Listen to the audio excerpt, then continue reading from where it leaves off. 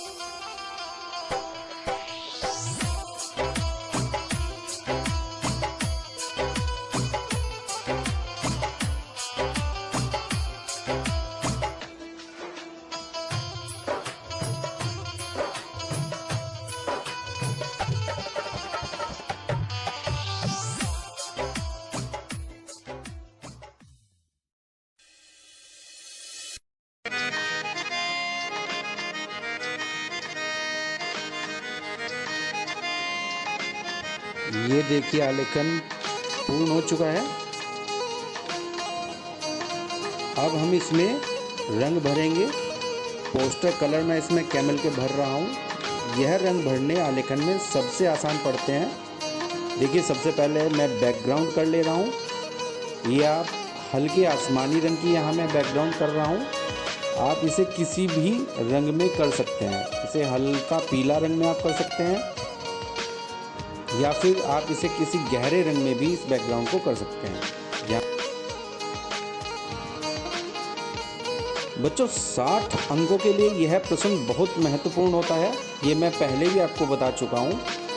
इसलिए आलेखन बनाते हुए सफाई का विशेष ध्यान रखें। और एक बात का और ध्यान रखें कि यह प्रश्न अनिवार्य है, यह आपको करना ही करना है। जिन छात्र छात्राओं के पास कक्षा 12 में चित्रकला आलेखन पेपर है, वो अगर इस आलेखन के प्रश्न को नहीं करेंगे तो उनका फेल होना निश्चित है। इसलिए इस बात का ध्यान रखें कि यह प्रश्न अनिवार्य होता है और ये ज़रूर करना होता है। देखिए रंग किस तरह से मैं भर रहा हूँ इसमें।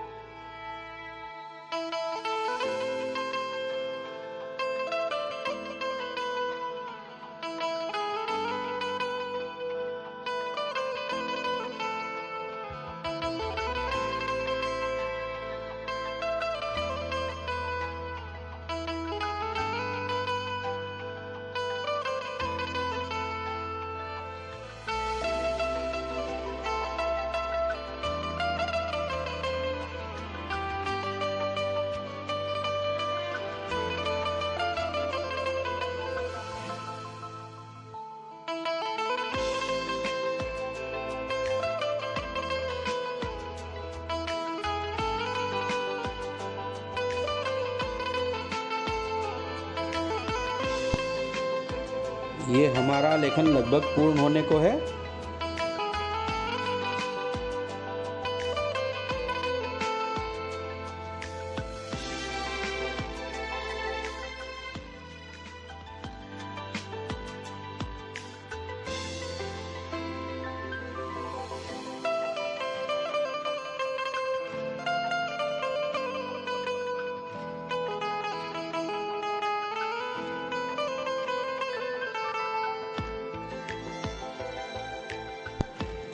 और ये आलेखन हमारा पूर्ण हो चुका। 100 में से 70 अंकों के इन दोनों खंडों के पश्चात खंड ग आता है, जिसमें आपको वस्तु चित्रण, प्रकृति चित्रण, स्मृति चित्रण या फिर प्राकृतिक दृश्य 4 विकल्प दिए जाते हैं। इन चारों में से कोई एक चित्र आपको बनाना होता है और यह 30 नंबर का होता है, 30 अंकों का होता है। ध्यान रखें, चारों में से सिर्फ कोई एक चित्र बनाना होता है। अब मैं आगे आपको स्मृति चित्रण से एक चित्र अपना बनाया हुआ दिखा रहा हूँ और आगे इसे बना करके दिखाऊंगा वीडियो में। इसका मेरे YouTube चैनल पर अलग से वीडियो मौजूद है, जो मैं पहले आपको डाल चुका हूँ आपके ऑनलाइन ग्रुप में। और दोबारा से अगर किसी बच्चे को जो नए जुड़े हैं, छात्र छात्राएँ हमारे इस ऑनलाइन ग्रुप से, उनके लिए दोबारा डाल दूँगा।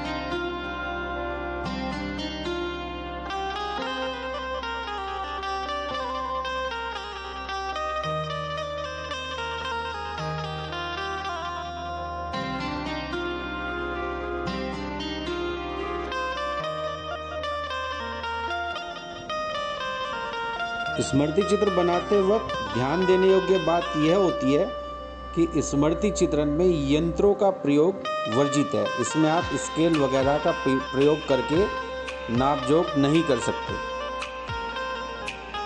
स्मृति चित्रण में जो भी आपको बनाना है अपनी स्मृति से बनाना होता है और स्मृति चित्रण में पेंसिल अथवा चारकोल से शेडिंग की जाती है। इसमें छाया प्रतिछाया का ध्यान रखा जाता है। इसमें रंग नहीं भरे जाते। ध्यान से देखिए मैं किस प्रकार से बना रहा हूँ, किस प्रकार से इसमें शेडिंग कर रहा हूँ। वीडियो मैंने थोड़ा फास्ट फॉरवर्ड कर दिया है।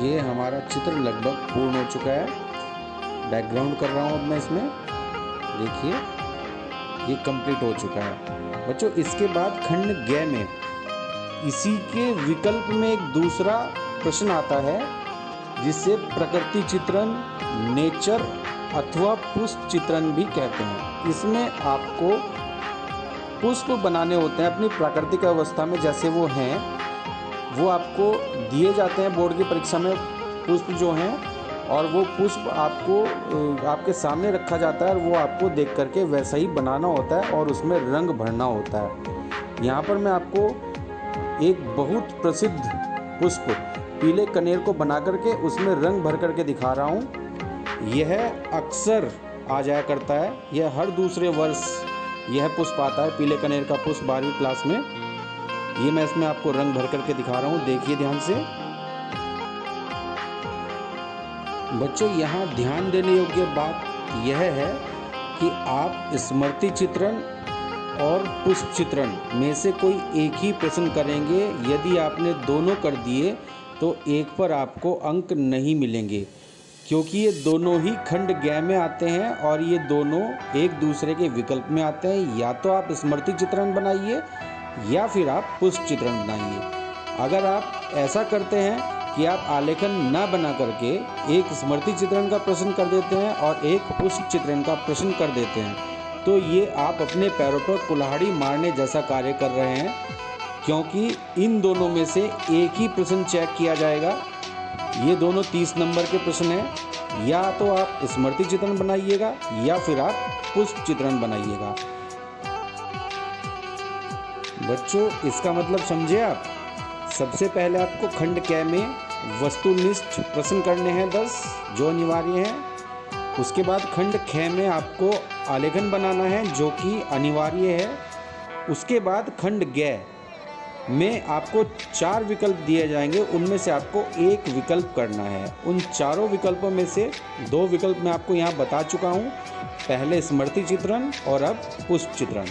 इसलिए आप ये बिल्कुल ध्यान से सुन लें, ये बहुत अच्छे से आप ये नोट कर लें कि स्मृति चित्रण और पुष्प चित्रण में से आपको कोई एक ही काम करना है।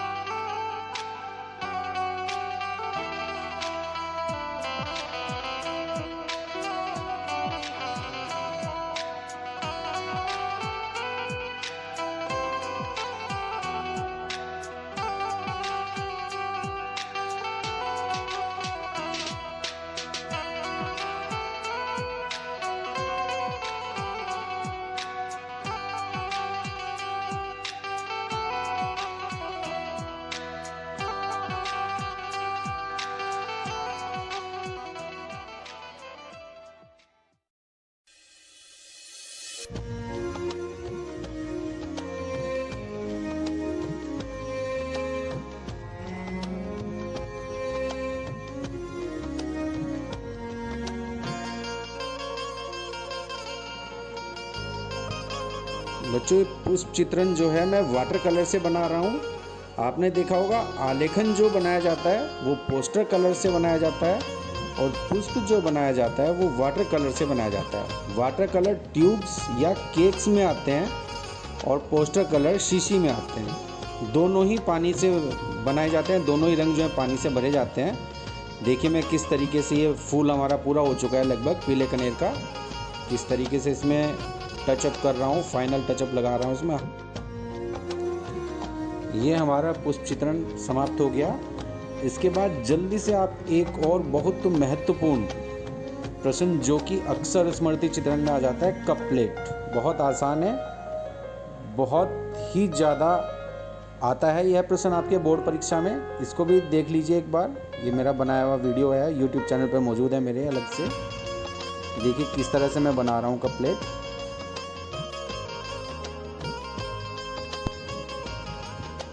बच्चों, स्मृति चित्रण बनाते हुए आपको छाया प्रतिछाया का विशेष तौर पर ध्यान रखना होता है। इसमें आप शेडिंग करते हैं, लेकिन शेडिंग के साथ साथ आपको इस बात का विशेष रूप से ध्यान रखना होता है कि किधर से प्रकाश आ रहा है और किधर उसकी छाया पड़ रही है।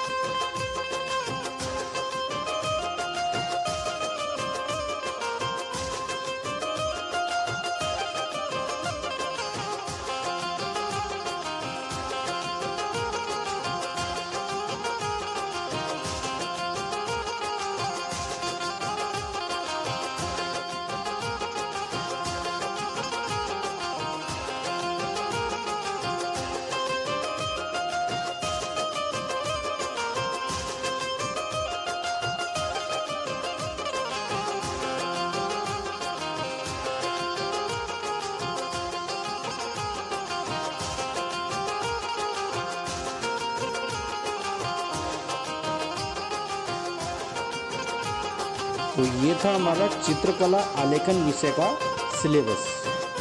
ये जो चित्र मैंने आपको इसमें बना करके दिखाए हैं, ये सभी चित्र मेरे YouTube चैनल पर मौजूद हैं और उन सबको मैं आपको WhatsApp ग्रुप में पहले ही भेज चुका हूँ।